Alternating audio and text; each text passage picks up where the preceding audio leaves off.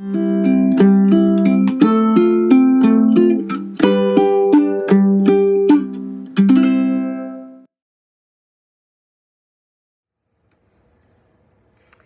there. So this is the video for The Greatest Showman on Earth, one of my favorite songs from this movie, and it is called A Million Dreams, and it's by Pink. So this is the version that you can sing to.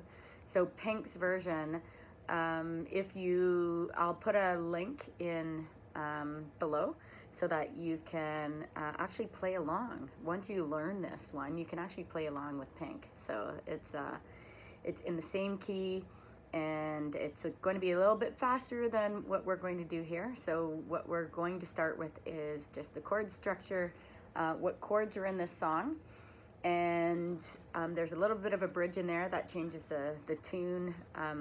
So we have verse, chorus, but then we have this bridge where the tune changes, and then we go back into the chorus. There's also a little bit of finger picking in this one if you'd like to try it.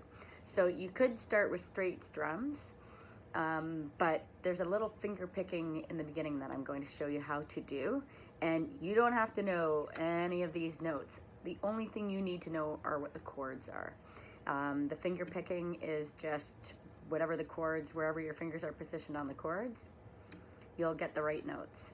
So we have a G chord, so that's your first and second finger on the first and third string on the second fret, and then tuck your third finger there on the third fret on the second string. So there's your G.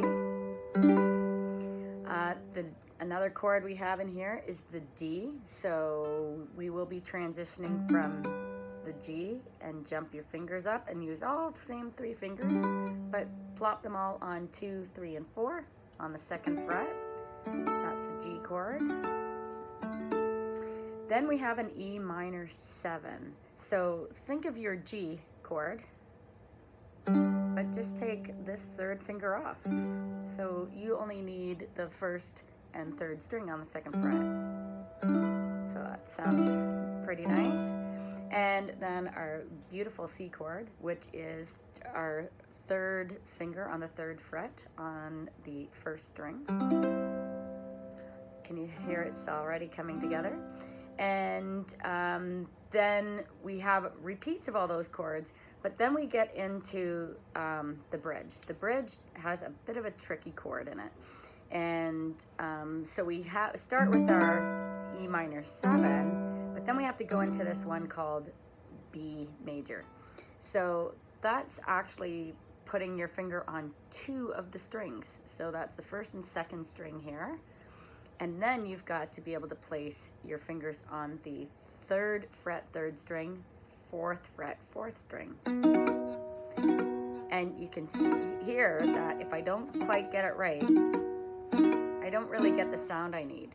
So what you need to do in order to get that chord, you might want to pull your neck up a little bit. So instead of having it down here, or sometimes we twist it this way, and it's harder to get that chord.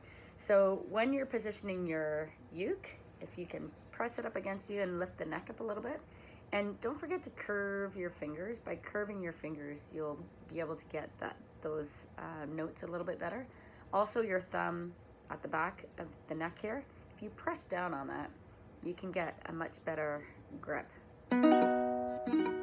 And part of my problem is, and I'm not gonna lie to you, I need to trim my nails. So that's gonna be part of the issue with playing this song. So listen to me and note to self, gotta file the nails down. The less you have there, the easier it is to press those down. So you're gonna need a good grip with behind your neck here when you're pressing that down. So basically you really wanna put the pressure on with your thumb on the back in order to get those strings pressed down to get the sound. All right, so that is our B chord. So that's in the bridge. In between, we've got verse, pre-verse, chorus. Verse, not pre-chorus. So it's verse 1, pre-chorus, then the chorus. then verse 2, pre-chorus, chorus. Then we have this nice little bridge, and then we go back into the chorus, which is really lovely, and then we have a nice ending to it. So with those two extra, oh, we also have an A minor in there. I forgot to add in that A minor, but we have an A major as well. So our A minors simply single finger on the 4th string, 2nd fret. And for an A major, you just add your finger here on the 3rd string, 1st fret. So A minor, A major. So, and if you're playing an F, your finger is just 1 down. So if you're very familiar with the F chord, you just move your index finger up 1 string. F, A major. So those are our chords in this song. Now for the finger picking component of this song, if you play a G, the only 2 strings I want you to pick on are the 2 in the middle. And the way this song goes, how it starts, it actually starts on picking the 3rd and 2nd string. And how am I picking that? I'm using my thumb to pull down on the 3rd string and my finger, index finger, to pull up on the 2nd string. And so what you want to do is push down and pull up. Push down with your thumb, pull up with your finger, and just stick to those 2 notes. So we need a count of 8. 1, 2, 3, 4. Thanks, Dex. Okay, so back to finger picking. Dogs. So we have our fingers on our G chord, and we're going to be playing the 2nd and 3rd strings. So you pull down on the 3rd string, because if we count from the floor, 1, 2, 3, 4. So we have our our thumb on our 3rd string pulling down, our finger on our 2nd string pulling up. So we need 8 beats to fill that bar. So there's 4 beats in a bar. So when you're counting a song, you go 1, 2, 3, 4, 1, 2, 3, 4. A waltz would be 3 beats per bar. So 1, 2, 3, 1, 2, 3. So we need to play 8 beats within this bar. So the beats are going to go a little bit quicker. So on our G chord, we're going to pick the 2nd and 3rd string like this. So if I'm counting it in 4 time, I'm going 1, 2, 3, 4. So on every half beat there, so I go 1 and 2 and 3 and 4 and. Okay, and that's the count of the beats. So the beginning of the song is G. Then we move on to the D chord. Then we move on to the C. Now, interestingly, you could leave your fingers off actually altogether, because there are no notes held down on the 2nd and 3rd string, right? Because you're actually putting your finger down on the 4th string, or the 1st string, sorry. Start counting from the floor.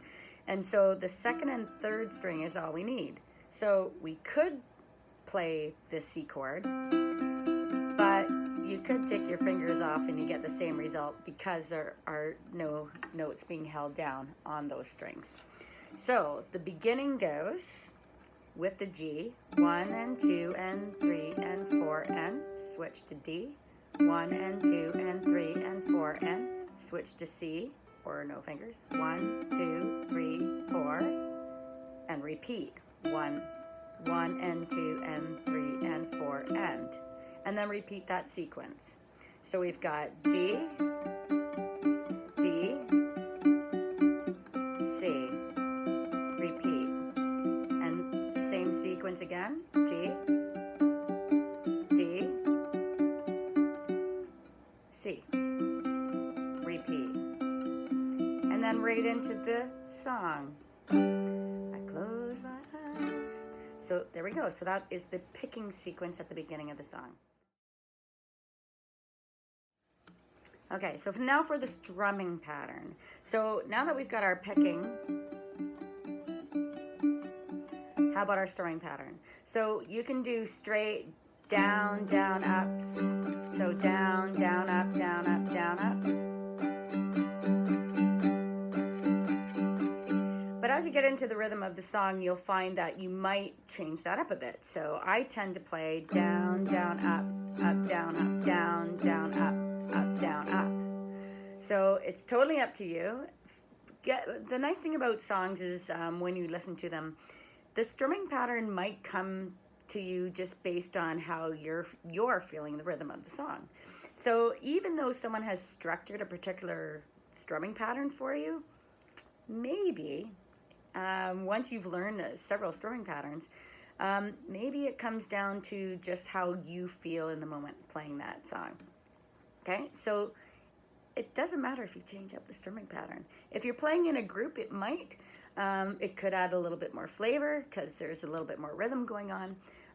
But when you're playing by yourself, pick the strumming pattern that feels good for you. So I'm going to be playing a down, down, up, down, up, down, up. I'll be teaching my group the down, down, up, down, up, down, up. And as they get better at picking up strumming patterns, they'll be able to work with the rhythm that they feel also in the song. All right, so that's the strumming pattern, down, down, up, down, up, that I will be playing in the song.